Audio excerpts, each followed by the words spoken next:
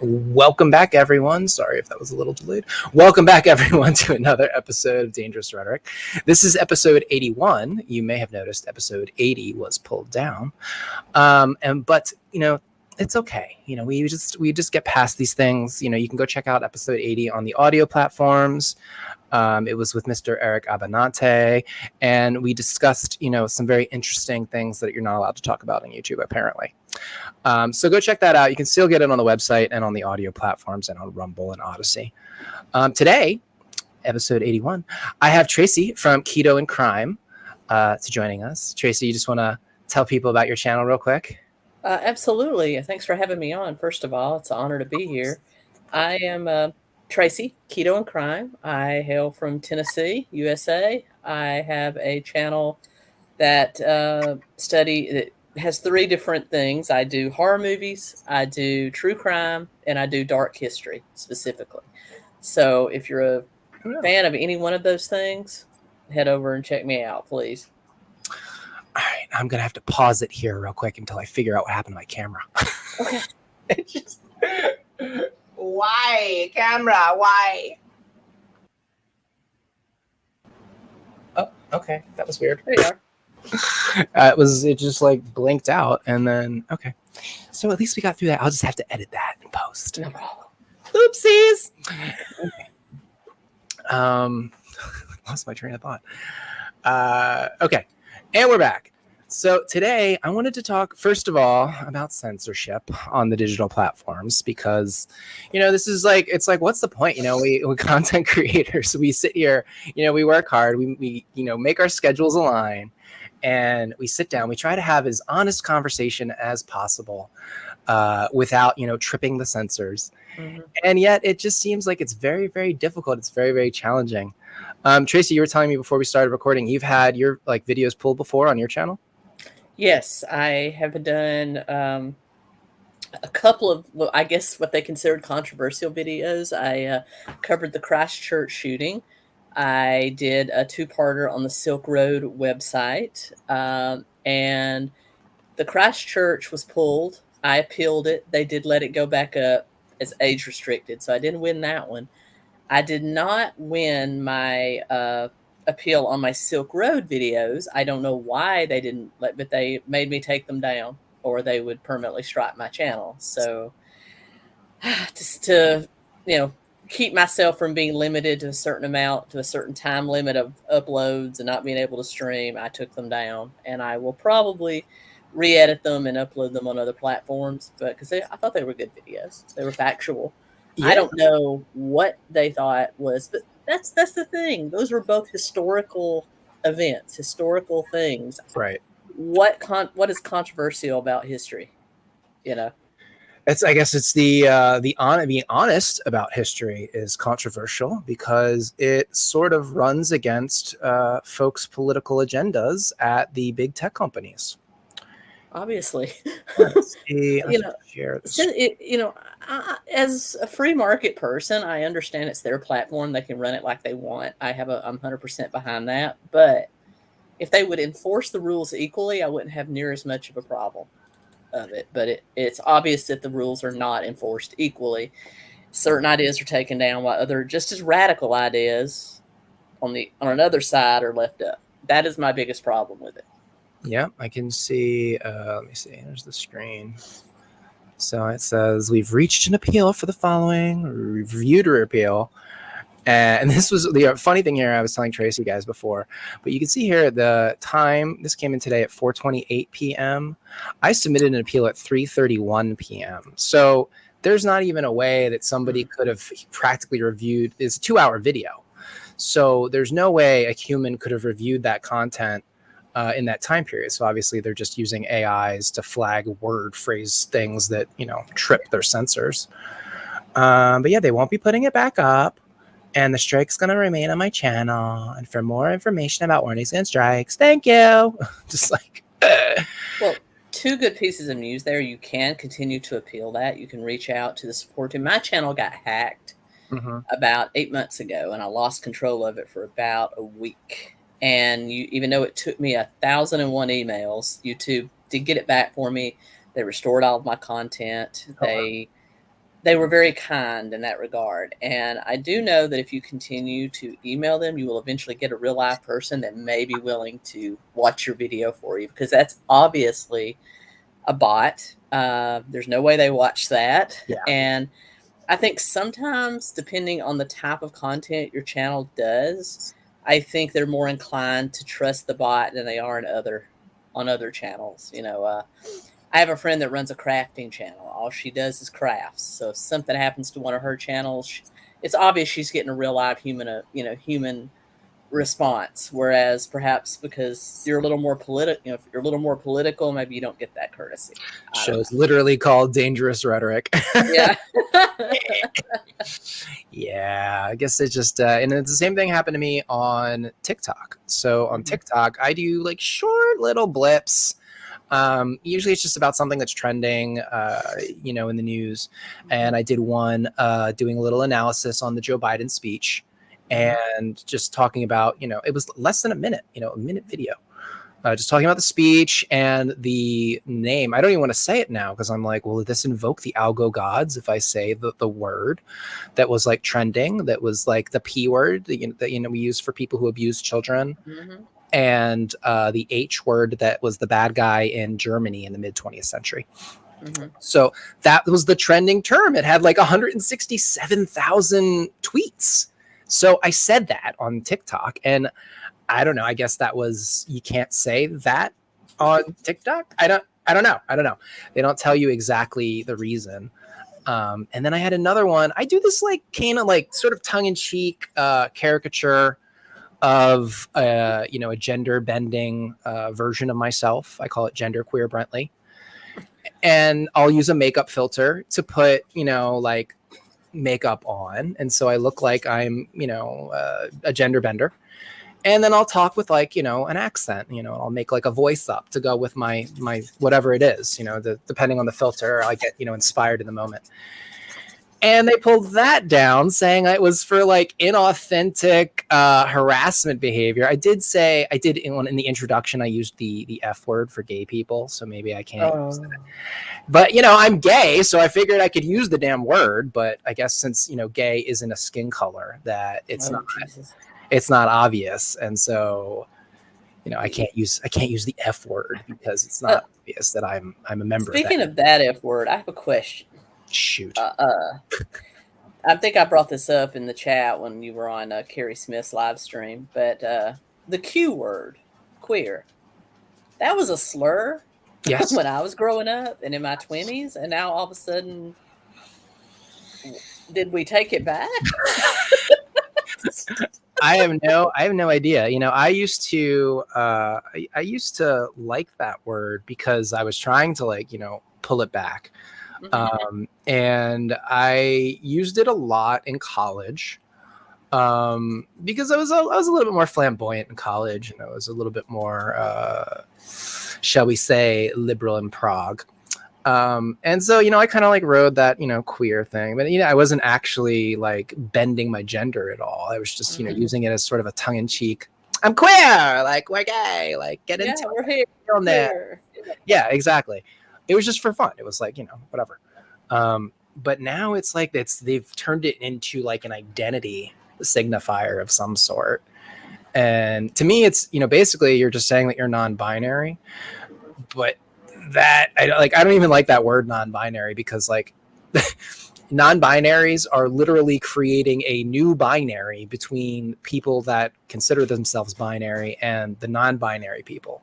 So it's this like weird, like, I'm non-binary, but you're just a new binary now. Yeah. Like, now you're in this like gender androgynous versus traditional gender binary.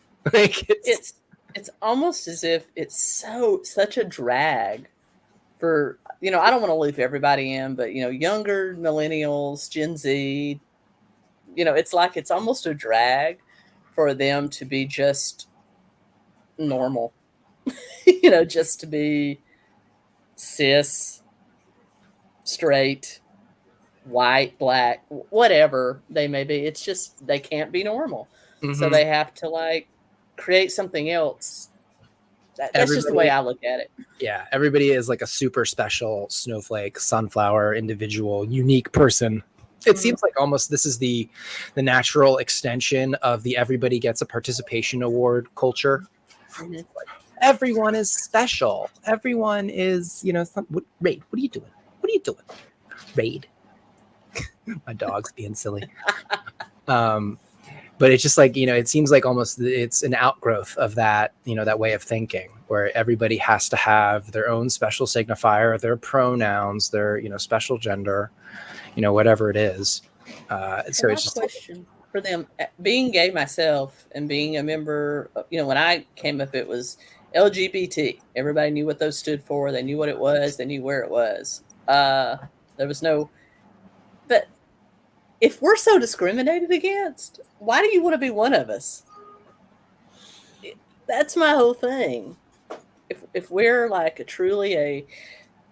and we have been in the past, absolutely. Go back and read about the Stonewall riots. It used to be illegal in this country, or at least somewhat illegal in this country, to be gay. You could lose your job, your housing, you could be arrested. It was bad. It was bad. And we got to the point now that we can legally marry. And you know what? I'm happy with that. same. I mean, we've made so much progress from where we were in the 20th century.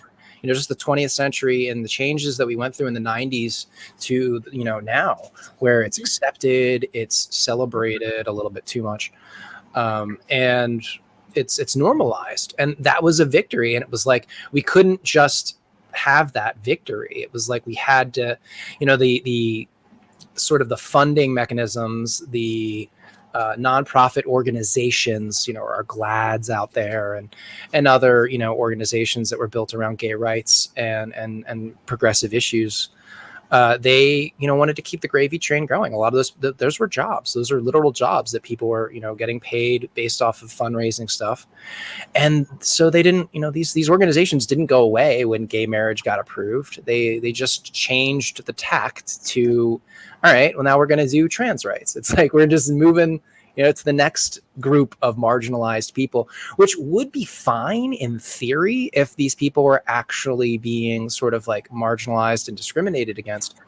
But for trans people, and especially the trans activists, there's this huge fissure in the you want to call it the trans community or just the trans, the group of trans people. There's a huge fissure between those who are ideologues and activists and those who are just sort of normal people trying to like live their lives without, bumping up against their neighbors so much.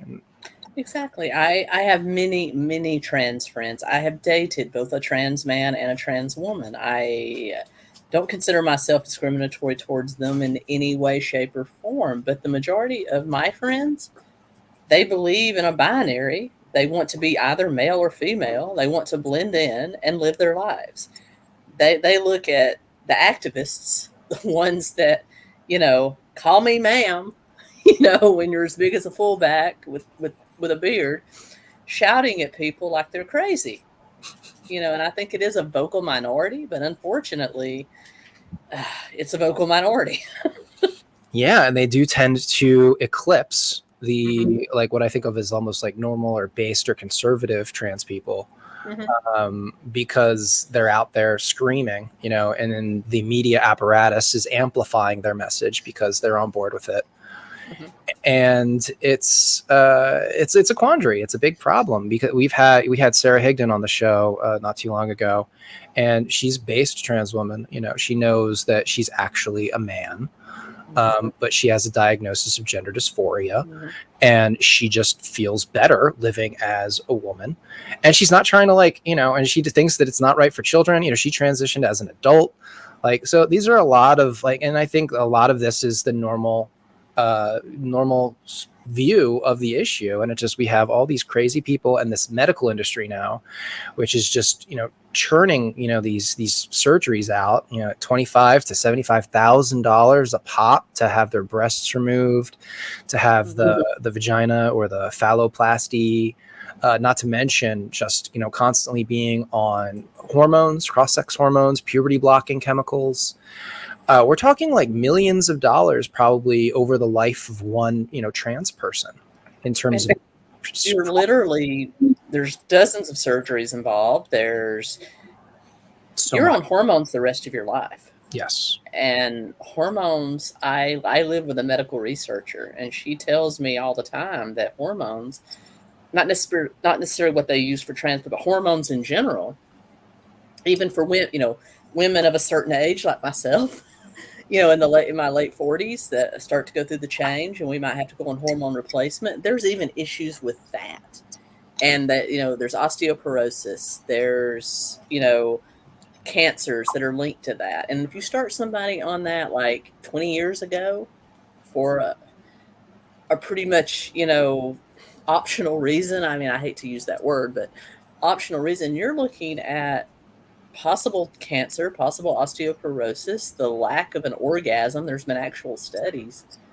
If they would tell the truth about these things, I think more people would make an informed decision. But when you have parents that are woke, that are wanting to be one of the premium pack gang, they look at their child, their girl who's a tomboy, or their son that is a little bit effeminate, and they think, oh, trans, when they're probably just gay.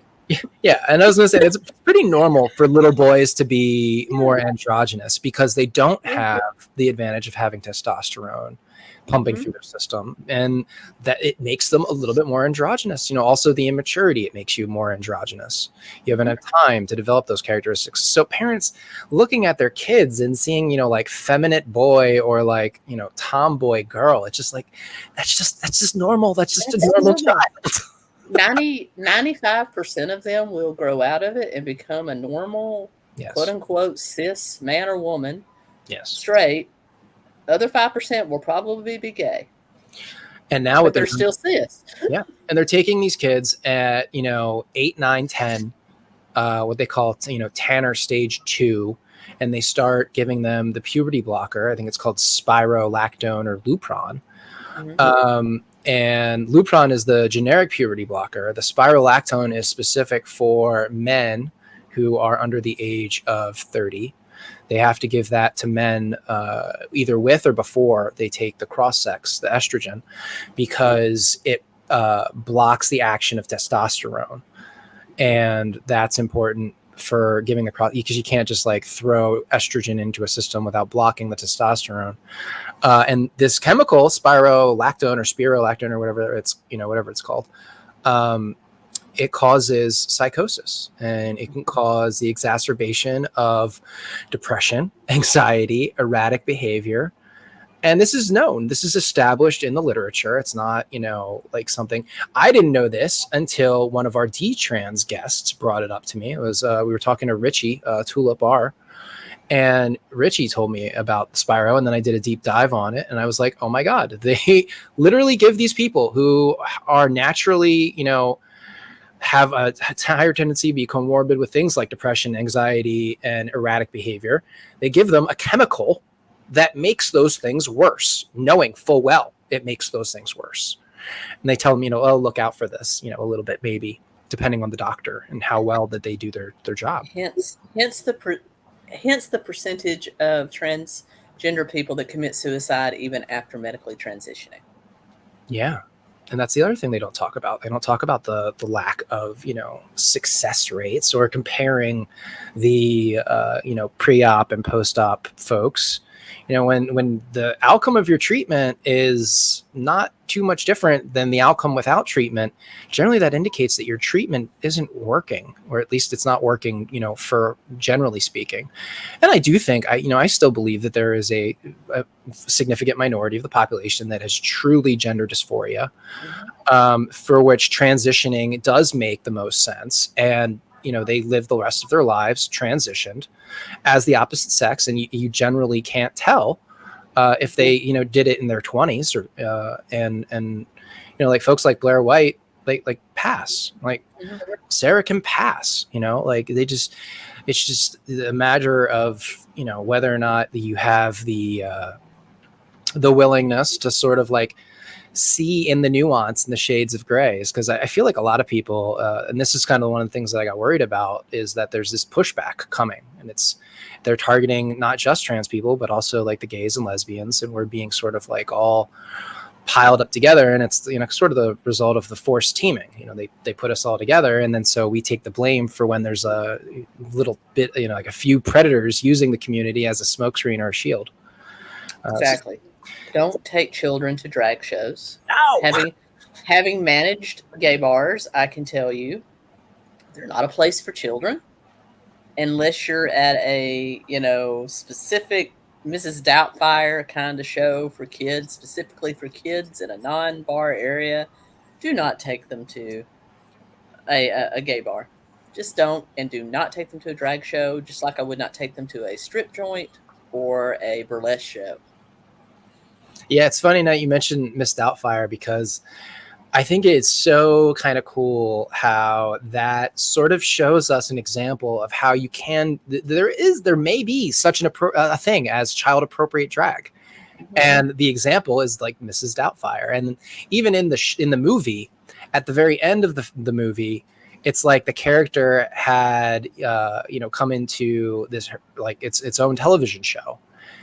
And so that's how like sort of the show ends, is with Mrs. Doubtfire. Like she's on TV now, like she's got her own show. Got a kid show. Yeah, she's doing like an educational film, like an educational show for like kids. And if only like that was how it was being handled here in our world. It's like, but no, like that's what exists in the fictionalized universe of Mrs. Doubtfire. And in our universe, we get like literal burlesque shows and stripping, and it's just so depressing. And it's not just the show itself. You're in a bar, and I have seen what happens backstage with drag kings and drag queens. It's not a place for children. It's just not. And you're making things harder for the LGBTQ community when you do things like that. Yep. You're making it so much harder, and people are going to start pushing back. And just like one side has pushed too far, the other side's going to start pushing too far, and we're going to start losing rights as a result. Exactly. And that can have like people, I feel like sometimes, sorry, it's loud here. So I feel like sometimes people think that just because, the tide of history or the pendulum has swung one way, it will never swing back the other way. Like they can't even fathom going back to a country where, homosexuals were openly derided in public, or, all of them were considered perverts and predators. Like we could get back there. It is possible. And it's only, with constant vigilance and, monitoring of what's going on and done in our name as homosexuals, that we can sort of prevent that from happening. And that was one of the reasons that I kind of, with Daniel and I, wanted to start the show too.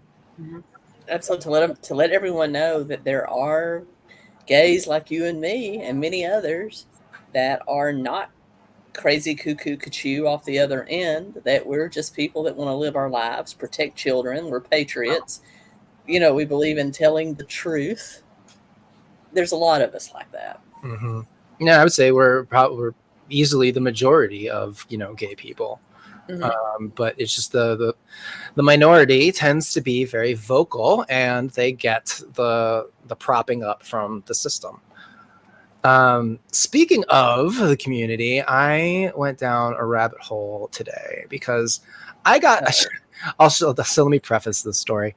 I got a really weird advertisement on Facebook. I was just scrolling through Facebook, and I got this like weird advertisement for like a face mat, like it's like face jewelry. I'll pull it up here and show you guys. So it was for like this stuff, right? And I'm like, this is such a weird ad. Like, why would Facebook, I guess I don't know. They thought What is that? It's face jewelry. A mask, like a decorative mask? Yeah, it's like a decorative mask. It's about as effective as, N95 or surgical. Joking. That was a joke. Joking. I think YouTube has lifted those restrictions. Oh, they did, right? Then again, who knows? I don't know. I was like, whatever.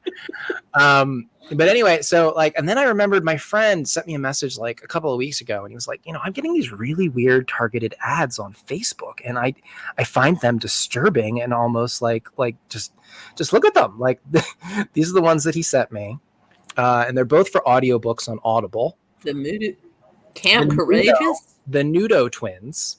So this is actually a story about two twin boys who end up in a four-way relationship in high school, like having like adult sexual relationships. We'll go over and I'll show you. And then this With one adults or other children? with other, I think, other children. But it wasn't exactly clear. I'll have to go back and see. This one is about the story of I think a 14-year-old boy. He goes to like a gay conversion camp and like falls in love there, with another like boy. And I'm just like, how much of this like weird boy on boy smut exists? And so, I went to Amazon and I looked at these authors. So we got Daniel Elijah Sanderfer. So if we go to, Amazon and we look up Daniel Elijah Sanderfer, he's got like a lot of these stories. So let's just go to Camp Courageous. By the way, Camp Courageous has 2 books. There's part 1 and part 2. Here we go. And then this is the description. They say these are the best years of my life. I'm not sure I agree. Sitting on the threshold of not quite a man, not quite a boy, isn't a very comfortable place to be. My name is Jonah, and in 1999, I was 16. That summer was the summer that changed everything. Oh my God, so cliche.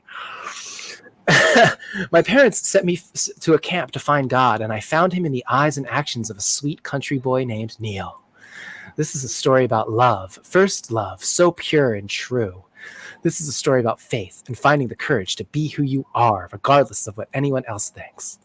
It's a story about growing up and realizing what makes you the measure of a man. Hint, it's not about how tall you stand or how wealthy or intelligent you are. And it goes on. But yeah, basically, it's the story about it looks like this guy's personal story told through, the fictionalized version of an author. And again, we see here reading age 13 to 18.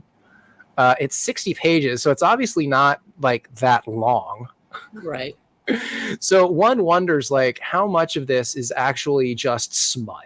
I'm tempted. Well, This is I may Daniel. have a slightly different take on this than you. Go for it. As someone that loves romance novels, I grew up reading literally from puberty on. I was reading not Harlequin. I was reading the good stuff. Madeline Baker is one of my favorite authors because she does romance novels in a historical context. They're Ooh. set in certain eras. I really like that. So yeah, I mean it has all the smut, but they're usually good stories too. So being that I read those as a kid, I don't see so much of a problem with them being there and available for teenage boys that may be experiencing same-sex attraction.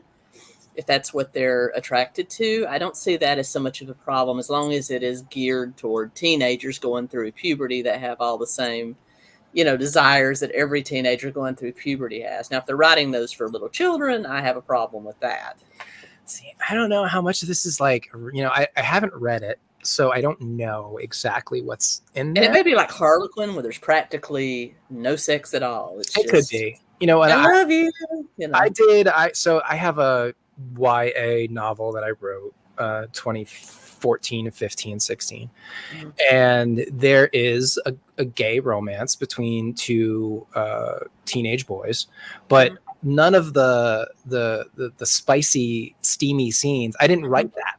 I didn't describe that. I just sort of left it off the page. I implied that it happened, and then I go to the next scene. Like I don't dwell on it. So it's possible that this is kind of what's happening here. It's something about the description and the cover art. It's racy. It's a little racy. I get that. I mean, I read a Babysitter's Club too as a kid, and and I also read Little Women. Little Women. I was kind of disappointed as a kid when I realized Joe was. A character in there that I thought was a girl was actually a boy. I thought, there's actually 2 girls in here that are in love. No, Tracey.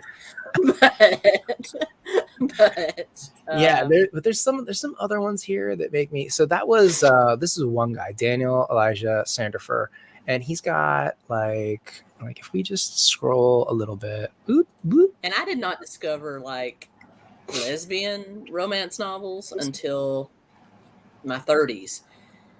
But yet I still go back to the original ones that I like, which are the heterosexual ones, because to me a lot of the lesbian ones are nothing but smut. That's not what I want. See, and this is what I I'm want romance. I want romance. You can put some sex in there, but I want romance. Yeah. So at the prodding of one of the, who I think is the smartest lady alive, this writer and researcher, her name's Laura Knight Yachik.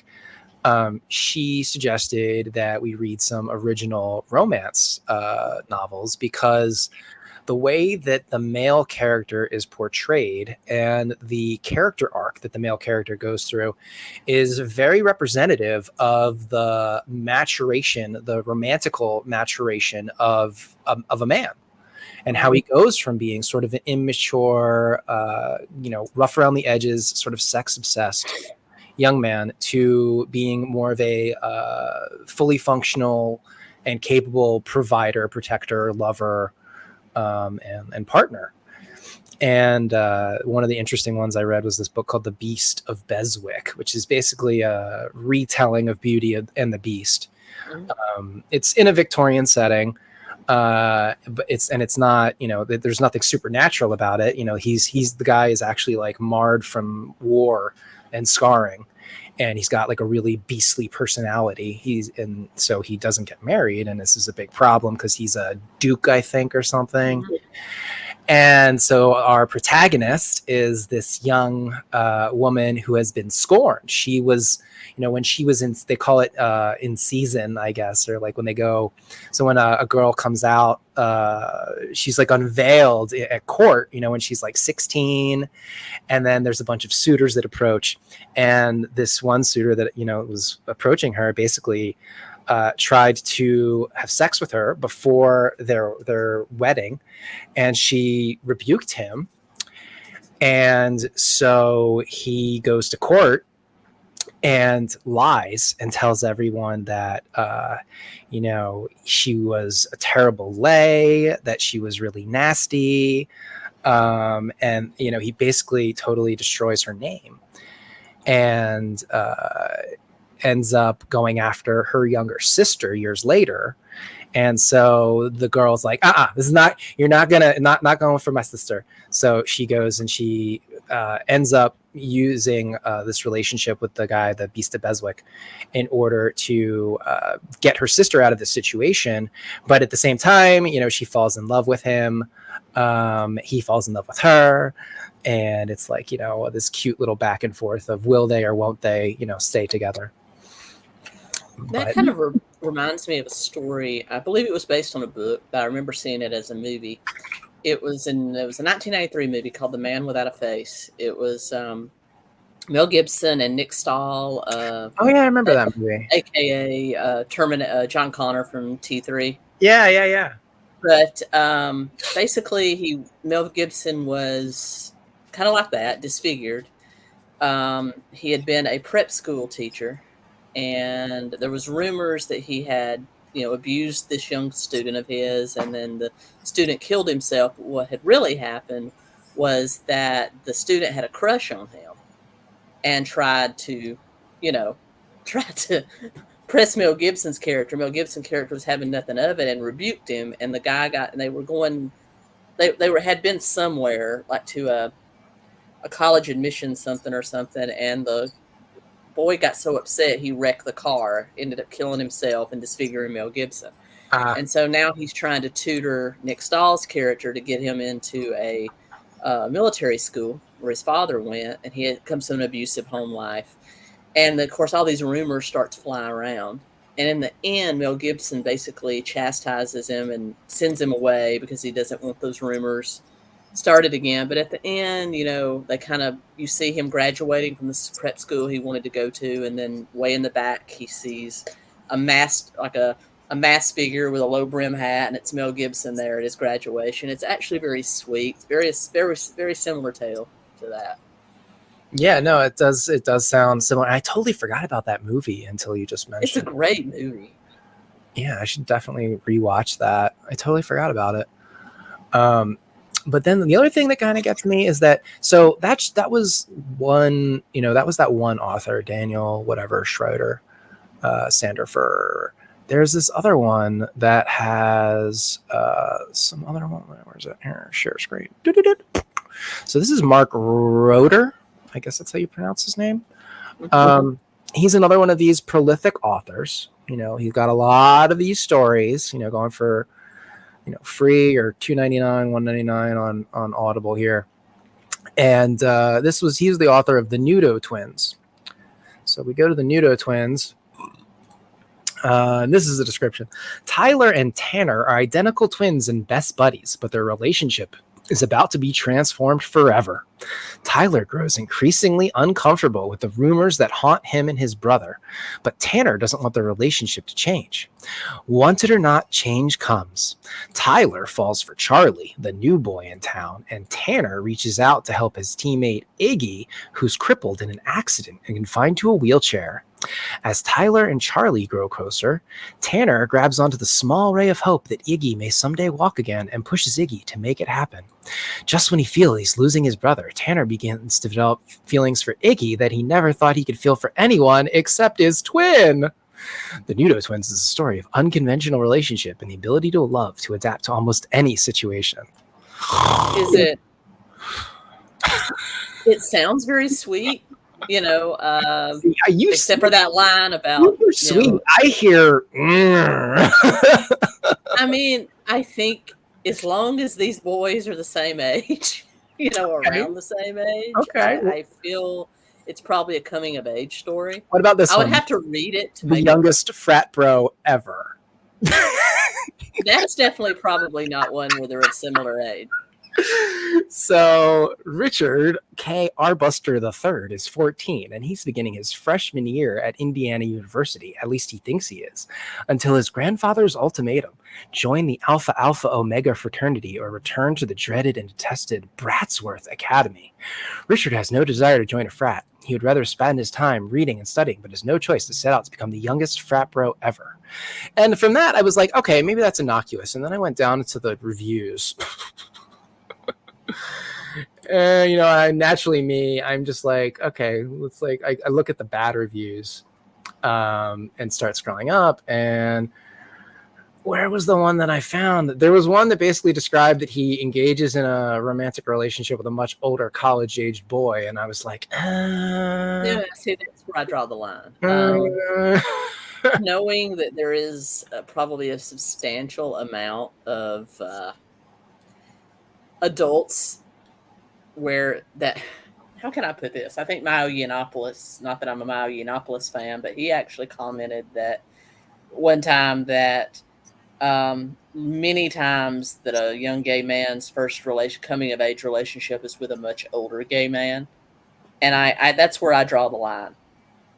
If this is a 16-year-old boy coming of age with another 16-year-old boy, I look at that the same way as a boy and a girl of 16 coming of age together. But if you've got a 21 or a 22-year-old boy and a 16, 17-year-old boy, no, I draw the line there. And when you're literally constructing your story so that you can, right, ship a 14-year-old boy and, a college-aged boy. Mm. That's what I said. A little sus. I'm like, I don't know, Mr. Mark Roeder. I don't want anybody to think Tracey's okay with this kind with stuff. No. Nobody's. I mean, it's fine. No. It's just that coming of age stories. I mean, I didn't have a whole lot of access to homosexual coming of age stories as a kid, but I know that they exist now, and I'm glad that they exist now, as long as they're in the proper context. Because I don't think, unless a 16-year-old is actually having same-sex attraction, I don't think they're going to reach for a book like that. They're going to go read the Harlequin, or they're going to read the other stuff. He doesn't actually say how old the age range is here, but in this review, he says, finally, the adolescent romance between Richard and James lacked the chemistry and just didn't ring true to me, whereas I could have believed in a romance between Richard and Dylan if the author had made Dylan maybe 2 years younger. So it sounds like the older boy was too old for it to be believable. which that makes sense to me. Like, I don't think, as a college aged young gay, I was looking for older guys. There was no way I would, a 14, no. I guess that's probably, maybe what he's commenting on there. I don't know. But there's a lot of this stuff, and it's not just these two authors. If you, that title is horrible. Horrible. The picture. I mean, like, who is, like, where did he, like, I'm wondering. Okay, he goes to prep school. That's obvious, and he can go. But why does he need to join a frat? Can't he just go to college? I guess that's the thing, is that's supposed to be the part, is that he, I don't know. And again, it's like, I don't know. I could come up with a better title than that off the cuff, and you probably could too. But like, some of these stories, I'm like, okay, Inquiring Freshmen, Farm Boys. This is another Mark Roeder one. And this is another one where, it's about a 14-year-old boy who's, having his, and it's just very disturbing. I don't know. Tries to keep his temper under control, but it's a difficult task with so many jerks around. TK feel like his life has been flushed down the toilet, but soon he's able to join the football team. And then there's Finn, the hottie newly hired to help out on the farm. TK believes he might finally be happy when he spots when he spots a blonde angel, and doesn't realize he knows, and realizes he didn't know what happiness means. I'm just like, these descriptions, first of all, blah, so cliche.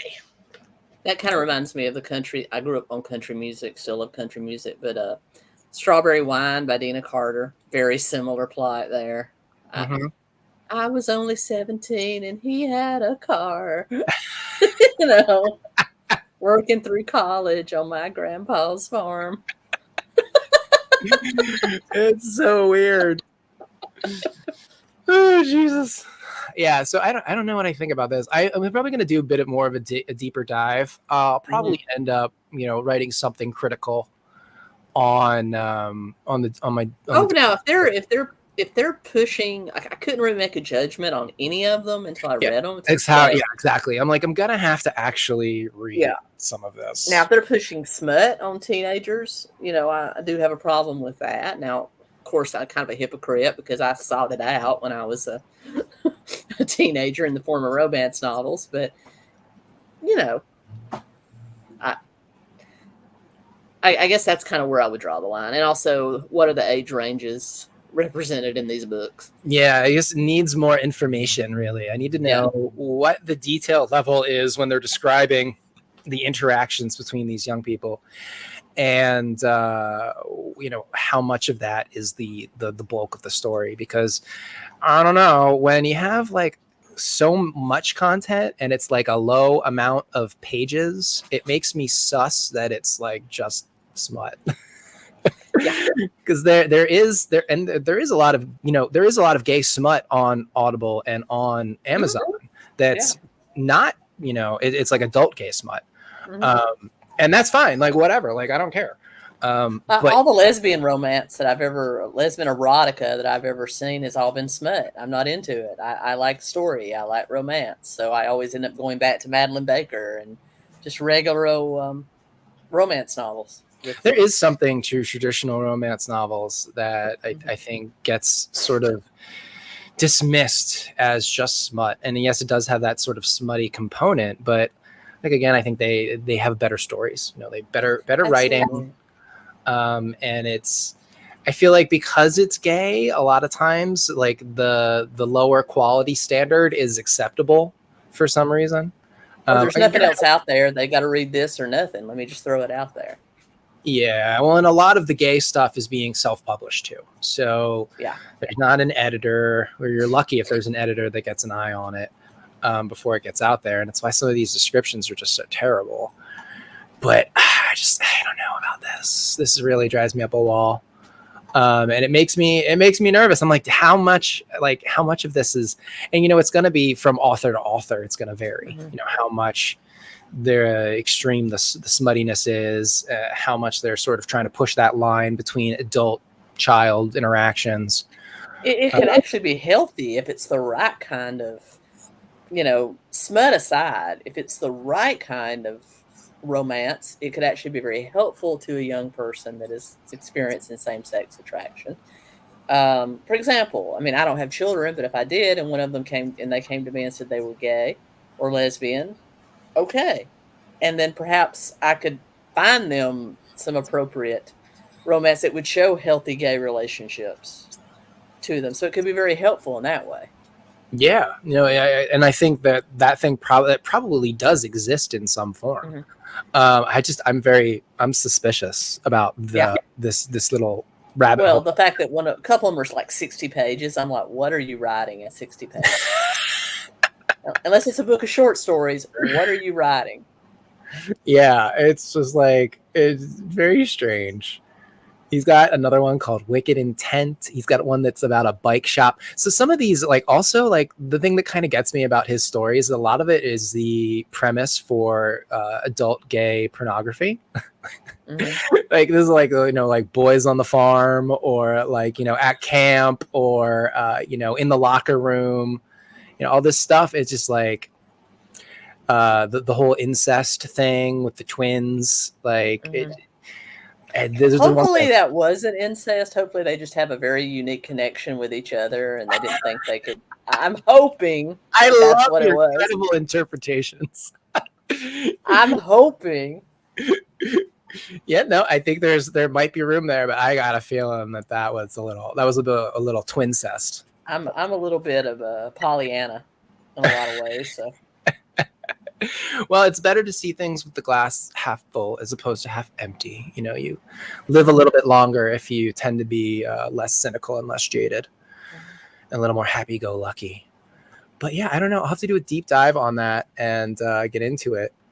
And that's sort I may go in there, since some of those look like they were free, and I have lots of Audible credits. I may go in there and purchase one myself. And yeah, the Audible. I think the Audibles were free if you have like their Audible subscription service or whatever. But if you have credits, you could probably get it, and then see how bad it is, and then we could actually, we could do part 2. Yeah, do a review. Yeah, right. And like pick out choice excerpts. Oh God, we're gonna get banned. But yeah, no, that was like the rabbit hole that I went down, and so I thought that was very bizarre and strange. But yeah, I don't know. I don't know what to do about it. I think I'm gonna end up reading, one of these and sampling maybe a little bit from the authors and seeing if I can find some of this stuff available on there. Well, I'm definitely reading that about the youngest frat boy. I listen probably the farm boys too, just because my curiosity is piqued. They have like 3-minute samples on Amazon that you can like listen to, and the writing. I listened to one for like about like not even 60 seconds, and I turned it off just because the writing was just to my ears. I was offended by the cliche and the breaking of like rules of things that you shouldn't do. Your first sentence, for example, should be a hook. Like if you're crafting a story, like that first sentence, that first paragraph, that first page, and that first chapter needs to be like the strongest part of your story. Otherwise, people are just going to be like, not interesting. I'm going to put it down. I'm not going to, there's nothing there to keep me coming back. And that the intro I listened to, it was just like, I think it was a description of, the character. He quotes Romeo and Juliet and talks about a pair of star-crossed lovers. I don't know if it was the youngest frat bro. It might have been that one, or it might have been another one. But basically, he's talking about, he quotes Shakespeare in the first beginning of his story, and then elaborates, in the first paragraph that it was because that he was working on a Shakespeare assignment. And I was just like, this is the worst way to begin a story. I'm like, you gotta you gotta have your first sentence should have the reader asking questions. You should, invite them to wonder about what's going on. Like the famous opening line from Stephen King, he writes in his Dark Tower series, like something like the gunslinger walked across, or like the dark man was walking across the desert, and the gunslinger followed. Mm-hmm. And immediately you're like, okay, who was the dark man? Why is he dark? Mm-hmm. Why is the gunslinger following him? What are they doing in the desert? And you read on to find the answers to those questions.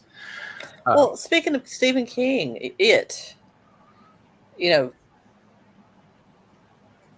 there was there's some smut in the written version.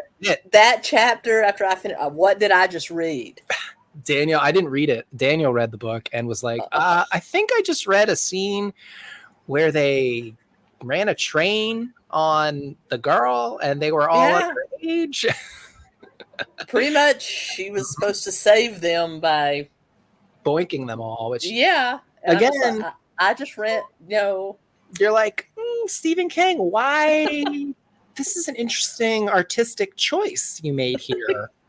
Exactly. Have teenagers run a train on the one female in their group. What was your thinking there? Why? Why? That had to be after the bus hit him. I swear. Obviously, it didn't make it into the miniseries, and it didn't. Thank goodness. Because there was no way. And one thing, actually, I kind of lamented the fact they took the racism out of the newer movies, because I feel like the fact that, the Michael, the black character, was attacked for being black. And, that was a big component of the set and setting of the original story. Granted, they updated the timing so that it was supposed to be in like the 80s versus like the 50s and 60s. And I guess you could argue the racism wasn't as bad, like 20, 30 years later. But I still feel like it was just a wasted opportunity to give that character the depth that he deserved. Yeah, to show what is actually true racism versus the kind of race, oftentimes invented racism that we're confronted with today. Microaggressions. Microaggressions, yes. I love your hair. Where are you from? Like, that's racism? Yeah. Come on, stop. I can't tell you how many times working in my 20s when I was thin and svelte, that I would have men tell me, "Hey, looking good today, Tracey." I would like walk on cloud 9 when I was told that, even though I wasn't into men. I mean, it was just like awesome. But now that's sexual harassment. Yeah, I mean, it's a confidence boost. Every once in a while, I see, I'll get a smile from a lady on the street, and I'm like, oh, I still got it. I can go straight if I really wanted to. It's the most flattering in the world when a woman looks at me and she's like, ooh. Yeah. It doesn't happen very often because of the way that I dress. I'm not what I kind of dress like, college student. You can see I'm wearing a Wayland Yutani t-shirt and camo cargo pants. Not exactly what, New York women in their mid-30s are looking for. Well, the original It also had, and they didn't play it up in the movies either, but there was a lot of latent homosexuality in the one of the bad gangs in town. I mean, come on, they left out all the stuff that really needed to be shown, in my opinion. Yeah, and I mean, they did include that little sequence in the beginning that was totally new, where the monster ate the gay people. We talked about on your channel. And like I said, I liked that. I thought it was good for gay people to be included. And at the time they got, like, I can't remember which gay magazine it was, but one of them wrote like a scathing article about it, saying something like effectively like the movie was gay bashing people. And I was like, no, like, we're being included and the evil monster is doing the bad thing to the people, and we're supposed to feel bad for the people, and we're supposed to hate the monster for it. And it's like, how could you interpret that in any other fashion? It's just like we talked about on the video that will be released very, very soon. I'm still working on editing it. We talked about how there's a sudden backlash against, you can't have a gay villain or a trans villain or a non-binary villain. Why the heck not? We're people. You're telling me that LGBTQ people can't be evil or want to kill people for their own reasons? We're not human? Is that what you're telling us? Give me a well-written villain. I don't care what they are. And in fact, historically, we do have really well-written gender bending or gender androgynous villains. I mean, Labyrinth is one of my favorite fantasy movies from the 80s. And that was, what's his name? Not David Bowie. Yeah. And he was famously very flamboyant, very androgynous in the film. And it was all part of the character of, the Goblin King, which it was great. It was what made him the Goblin King, and it's without that androgyny, it would just have been a little bit more boring. It would have been, it gave depth of character. The Rocky Horror Picture Show, Frankenfurter. Yes. Perfect villain. And he was also kind of an anti-hero. He also had a very sympathetic side to him by the end. Very well written. Very well performed by Tim Curry. Tim Curry, I swear, he's like one of the greats. Just one of those, again, I feel like the British trained actors like do such an amazing, because I feel like they take the craft very seriously. No, they do. And they get a lot of them have theater experience before they get into film. My very first memory of Tim Curry is in Annie, of course. And then Oscar, the movie Oscar. I and Clue, of course. And then when I finally got old enough to see Rocky Horror. I remember when I was in college and I saw it for the first time and I was like, what is this? this cultural phenomenon is like, I was like, how did this get made in like the 80s? Like, I was blown away that it actually like was produced at all. Like that was shocking. By the way, if anybody hasn't seen Rocky Horror Picture Show, you need to see it. Like, you're missing out. You need to go to a live showing with audience participation. Hey, we have the season coming up right now. Yes, you do. Don't just like find it on streaming and watch it. You need to go see live performance first, then you can watch it. Yeah, there's definitely, so folks don't know, there's this like weird, culture of having the movie play at like a theater. And then everybody goes to the theater. You wear costumes, you wear your sexy lingerie. And then there will be a second cast in the theater, sort of mimicking a lot of the parts and getting the audience involved. And it's so much fun. It's really an experience. Don't tell them that it's your first time unless you really want to be embarrassed. Just go. Just go. They will give you a bag of props to use, and you just use them when everyone else uses them. There will be a theater troupe that's acting it out live while the movie's playing, and it is awesome. It's definitely the way to experience it if you haven't experienced it for the first time. And go with friends. Like, it's a great, like you and your like 5 best buddies, you just go together and, maybe eat an edible beforehand. Maybe not. Yeah. But it's a lot of fun. I can't recommend it enough. Oh, geez. Tracey, we're rounding around an hour. Is there anything else I want to get to? Oh, let me ask you, what did you think about Joe Biden's speech? It was frightening. Really? In a way. I wasn't that scared. I mean, I wasn't scared of him. It's just the whole, what it could possibly mean. First of all, okay, I realized that Independence Hall was decked out in red, white, and blue. But unfortunately, they had the worst camera angle on him when all you saw was the red and the black. And then having watched the miniseries V as a child and being a huge fan of it, he reminded me very much of the alien leader who was an authoritarian dictator in that movie. And that's the first image that came to my head. And I think labeling 74 million people that voted for Donald Trump as domestic extremists was a bit over the top. A little over the top. Yeah. I also heard, I don't know if this is true. This is being reported via Steve Bannon, that I heard on Timcast, but they're saying that not only was Trump raided, but also 35 of his allies. I saw that. These are donors, lawyers, confidants, people in his circle were also raided. And the rumor is they are going after any evidence that they actually did something wrong with the Russiagate and the impeachment. So the thing is that some of the documents he took was evidence to that regard, that he was, sitting on until the Republicans came back into power, and the FBI went after it in order to cover their butts. Well, the evidence, they're going to find nothing unless they plant it. They're going to find nothing. We spent 4 years.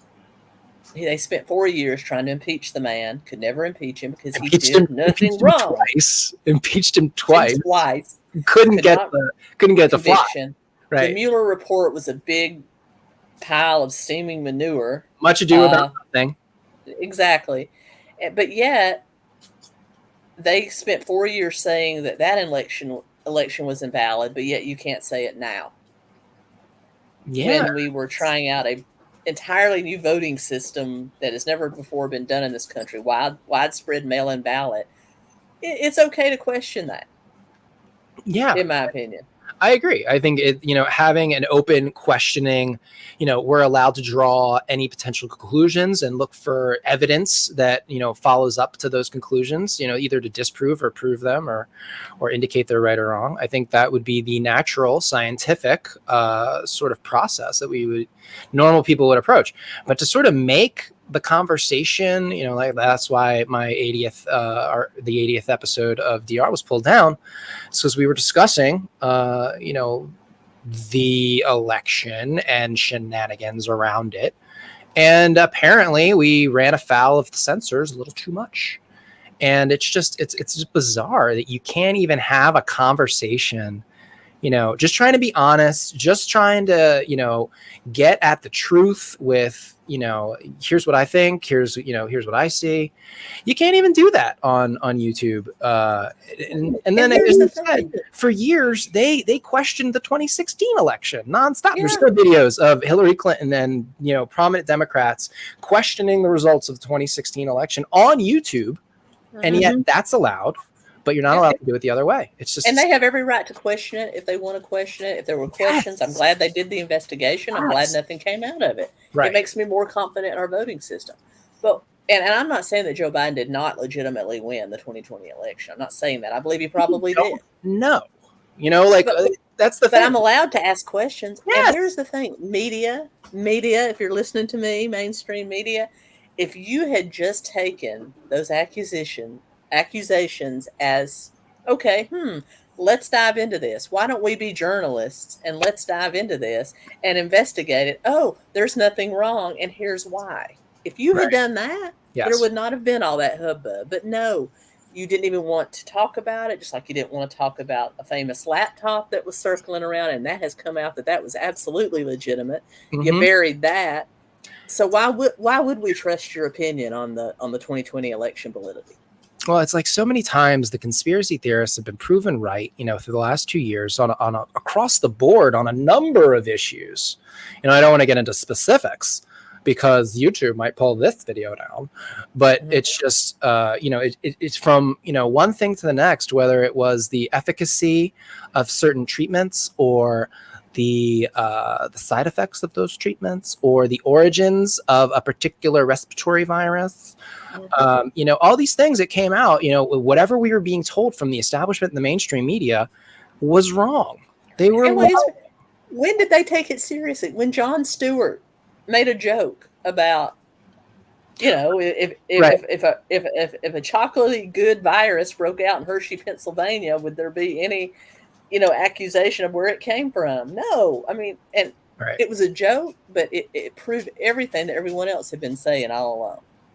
Yeah, well, and up to that point too, there was a huge investigative piece signed off by like dozens of scientists in the field that basically said, due to the nature of a particular genetic artifact of the virus, there was like the odds of it emerging in nature that way were statistically impossible. It was like, 1 out of trillions of a possibility, and so basically there's no way.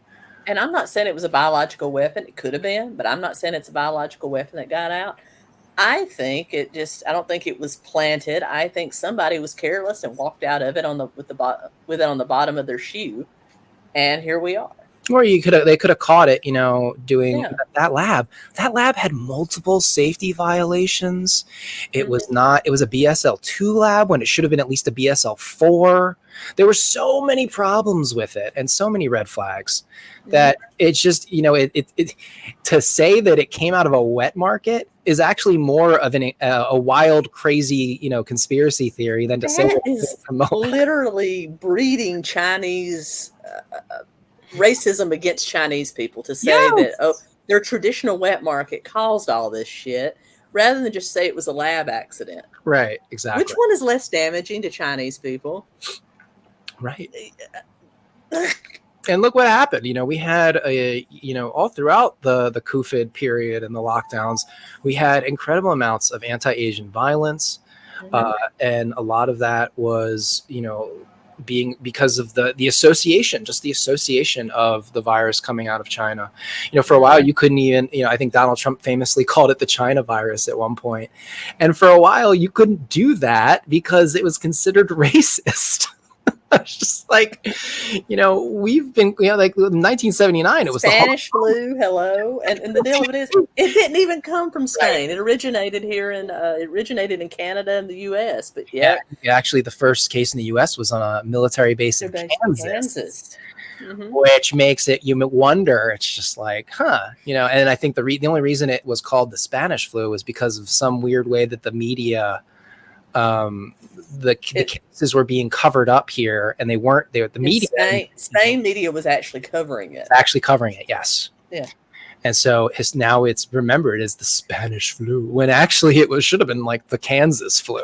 The Kansas flu or Canada flu or Yeah, exactly. But like, we got to blame other people. We can't take any responsibility for ourselves. exactly. Oh, one other thing, the Queen Elizabeth. Oh yeah, totally forgot about the Queen. It was funny because like it happened for like a day, and like I was like, oh, she finally passed. I kind of just like had been expecting it, latently for like years because she's old. Well, I guess I did, but then she's been Queen of England since I've been alive, and so she was a constant. So I'm Right. just like, oh, Queen Elizabeth, she'll always be there, you Mm-hmm. know. No, and just okay, I mourned her because we were a British colony.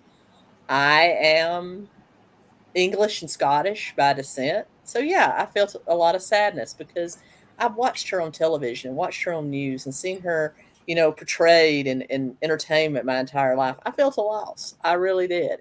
Plus, the English monarchy and her particularly is like one of the great representations of Western civilization and Christendom, in my opinion. And just to see people give her all this hate that she had nothing, for things she had nothing to do with, that's what's so sickening to me. Yeah. No, and that was like, did you see that one tweet from that professor? Yes. I think her name is Uju Anya. Yeah, I saw I'm that. trying to find the actual tweet just so I can read it for folks who didn't see it because it was so offensive. I don't even like, I'm not, like, you've got more of a Queen vibe than I. Like, I could care less about the Queen. Yeah. But like the way that she said something like, no, I can't find it now. I can only find her heartfelt thank you that she's been welcomed back to Twitter now. Yeah, I think Twitter deleted it, but Yeah, I think she got a temp ban. but she just said she wanted to hope she had a very painful death because she presided over all these genocides. I'm like, first of all, you were referring to the Nigerian Revolution, which happened way before Queen Elizabeth was ever on the throne. How is she responsible for that? The English monarch is just a figurehead. She has no political power. She doesn't even vote. she's She not has, like she's not like the queen. I mean, she's the queen, but but she's not she's not the the queen. queen. Right? Exactly. Yeah. She, if anything, she presided over the dissolution of the British Empire Right. because most of the former colonies got their independence while she was on the throne, and she was there meeting with people, being a figurehead, showing that they had the full support of the United Kingdom. Nelson Mandela, famously, when he was out of prison and it was right before apartheid fell, she was there for some sort of state dinner, and he just showed up. He was not supposed to be there, but she said, no, he should be here. and she had him sit next to her Nice. at dinner, and they were friends, up until, I'm sure, until, I believe didn't he die up until his death? Yeah. So I believe Nelson Mandela died. Yeah, I feel like he died in the 90s or something. Yeah, but she was just, if you've heard her early speeches, I mean, she gave her a speech on her 21st birthday, committing herself to the United Kingdom, to the British Empire, and that she would do her duty above all. And she has. She's kept her private life private, though her children and grandchildren sure haven't. But she has handled it with grace, Yep. dignity, and she did her duty above all. Mm-hmm. And you got to respect that. Yeah, I mean, imagine being born into that. Imagine being born into, you're going to be the monarch figurehead of this country, and tough cookies. Like, yeah. I mean, it's just it's baller. And frankly, she did it with awesome job. And for everybody should be watching the king when he's coronated. You should watch it because it's a once in a lifetime thing that we'll get to see. True, very true. Yeah, Just I watched when they choose a new pope, even though I'm not Catholic, because it could be a once in a lifetime thing. Well, it should be. And then I guess the popes have just been, there's been some.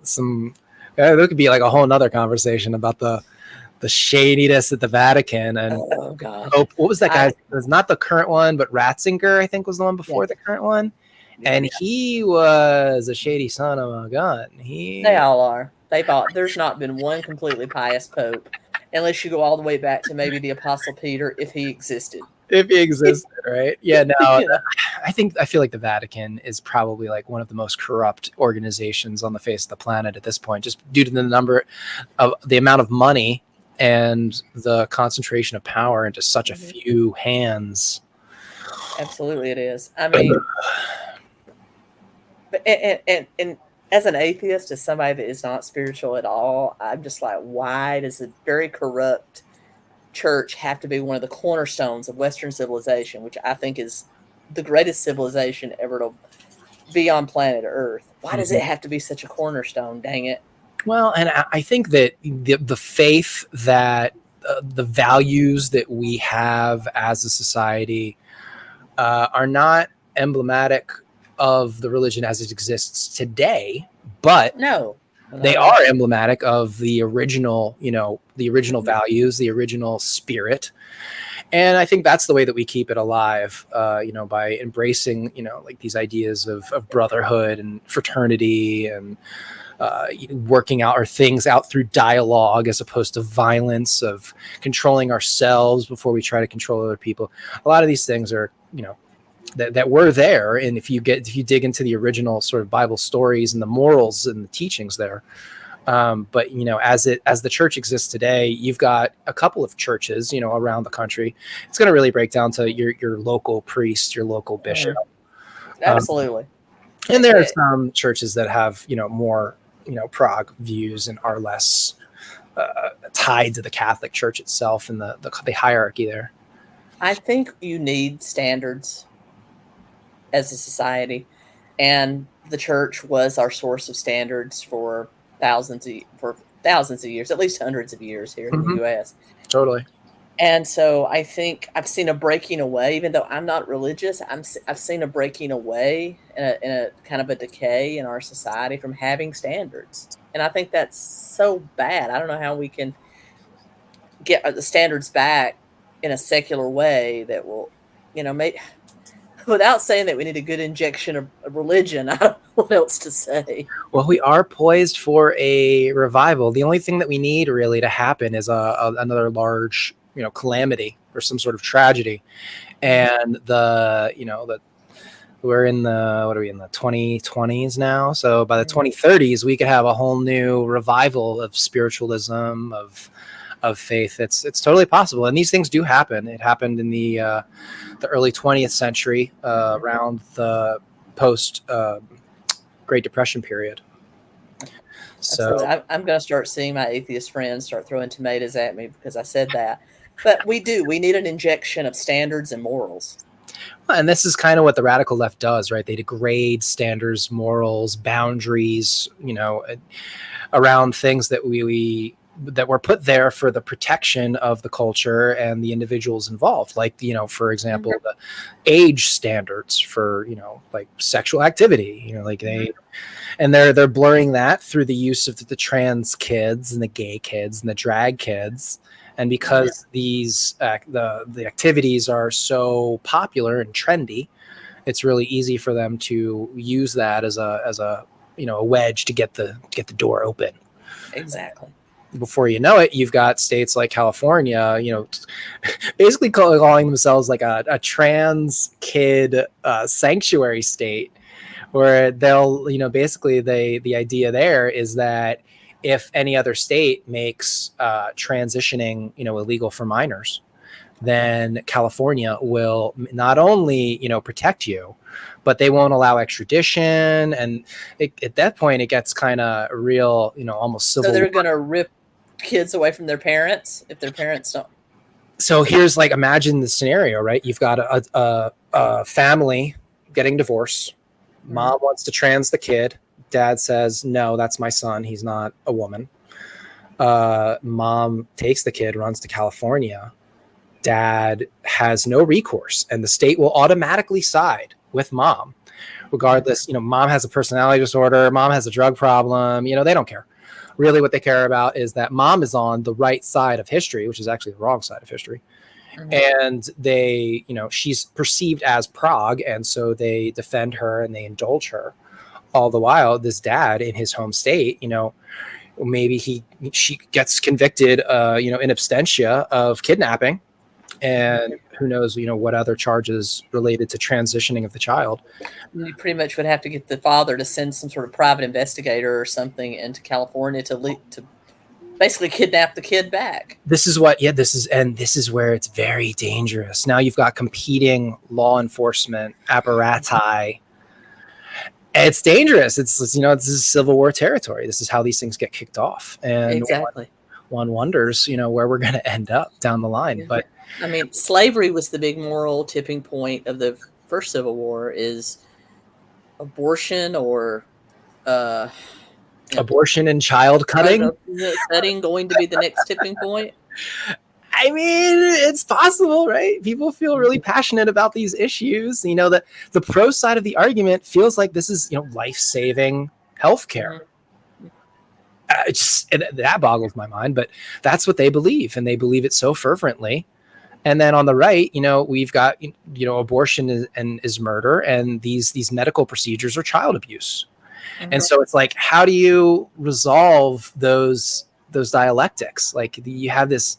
There's such an extreme disparity. They're so far apart from each other. It's like, how do you compromise on that issue? And especially, neither side is willing to compromise. Roe versus Wade, I have such mixed feelings about that. I am anti-abortion 100%. I would never have one myself. But I'm also pro-choice, because who am I to insert myself into the doings of another person? But I think on that, if we had kept it safe, legal, and rare, which I think 99% of this country could have agreed on, but instead it was pushed to the point that you could abort fetuses at 8-9 months.